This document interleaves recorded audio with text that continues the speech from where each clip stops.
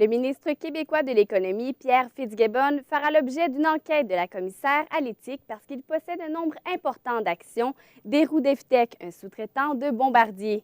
Mathieu Bond, rappelez-nous les événements survenus la semaine dernière. Eh bien, la nouvelle est sortie en début de semaine pour ce qui est de la commission. La demande avait été faite par le député péquiste de René Lévesque, Martin Ouellette, qui a demandé à ce qu'on se penche sur la question de Pierre Fitzgibbon, qui possède 8 300 actions d'Héroux-Devtech, une compagnie sous-traitante de Bombardier qui produit notamment des trains d'atterrissage pour la gamme d'avions CRJ. Comme vous avez peut-être entendu parler, la gamme d'avions CRJ serait en danger chez Bombardier et le ministre Fitzgibbon a intervenu 5 fois au moins chez la compagnie Bombardier depuis son entrée en poste. C'est donc dire qu'on considérait qu'il était en conflit d'intérêts jusqu'à maintenant et parce que Héroux-Devtech accorde quand même une partie importante de son chiffre d'affaires à ses activités avec Bombardier. M. Fitzgibbon a toutefois dit que les actions ont été placées dans une fiducie après l'élection, directement le lendemain. C'est donc dire que lorsque les actions sont dans une fiducie, la personne qui les possédait au départ n'a plus droit de regard sur si elles fructuent ou non.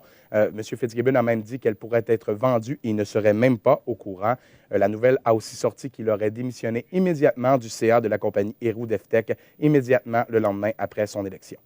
Et quelle a été la réaction du ministre à cette annonce? Eh bien, le ministre Fitzgibbon ne voit pas de tort à ce qu'il a fait. Il dit avoir respecté la réglementation.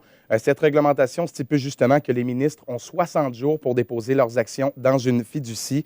Il dit avoir aucune influence vraiment sur ce qui se passe avec ces actions-là et qu'il ne faut pas mélanger les dossiers de celui d'Héroux-Devtech et de son engagement dans l'entreprise avant son engagement au gouvernement et de ceux des investissements dans Bombardier pour préserver les emplois.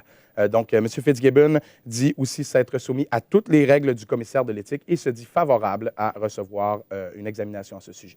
Et rapidement, prévoit-il changer le dossier d'approche avec Bombardier? Pour lui, comme j'ai mentionné, ça n'a aucun rapport. Ce sont deux dossiers distincts. Il dit vouloir se concentrer sur la création de nouveaux emplois et la stimulation de l'économie. Merci, Mathieu Bond. Je vous en prie. Mesdames et messieurs, au revoir.